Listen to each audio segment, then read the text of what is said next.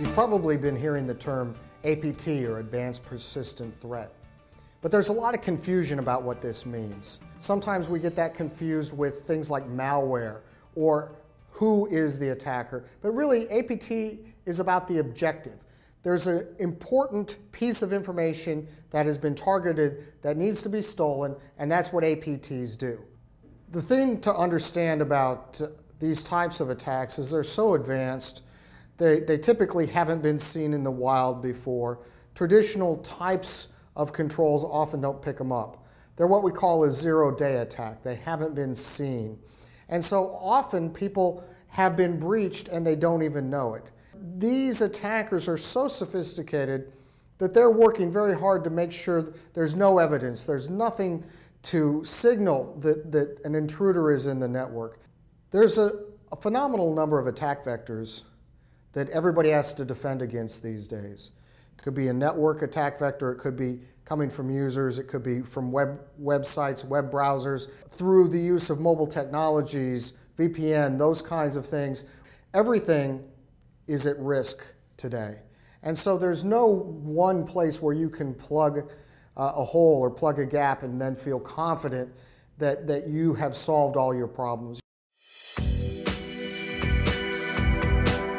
The defenses that we have today have been around for a long time, and our adversaries have spent a lot of time trying to figure out how to bypass traditional controls. This is why it's so imperative that we come up with new ways to try to discover these types of attacks before they can damage our enterprise.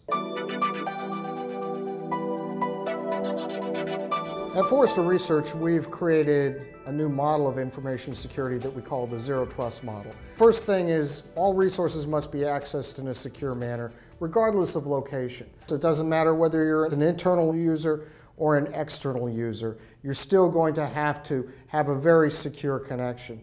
The second thing that we need to do is put a lot of access control against the traffic. Quite a number of attacks happen because once you penetrate the perimeter, you have free reign on the internal network. By penetrating that perimeter, you become a so-called trusted user, and no one's looking for those kinds of attacks. And this is what advanced persistent threat types of attacks are counting on. And then the third thing is you have to inspect and log all traffic. Not just the traffic on the internet, not just the traffic on the perimeter, but all the traffic, every bit, every byte, every packet. And so using those three major tenets, you can design a system that increases your ability to see these types of attacks before the attacker can exfiltrate your data.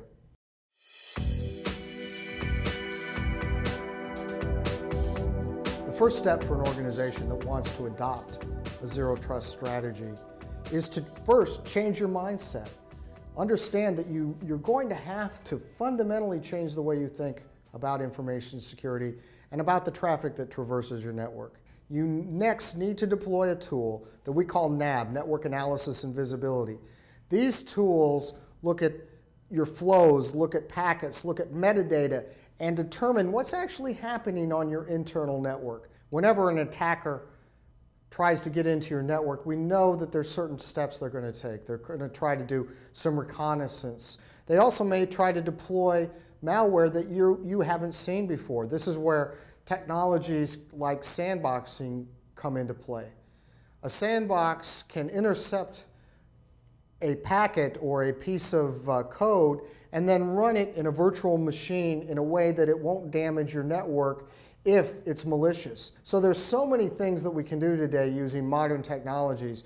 We can go well beyond what we've done in the past, and it's important to access all of these tools in order to get the kind of visibility that you need to have situational awareness about the status of the security of your network. It's important we leverage NAV tools to monitor the network and look for the activities that might suggest an attacker has penetrated our network and is in the very inner workings of it, trying to access data.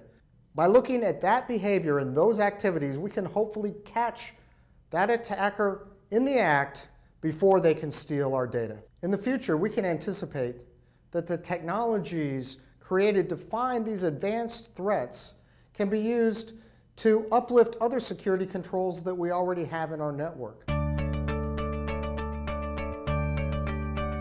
We're about to embark on a data economy.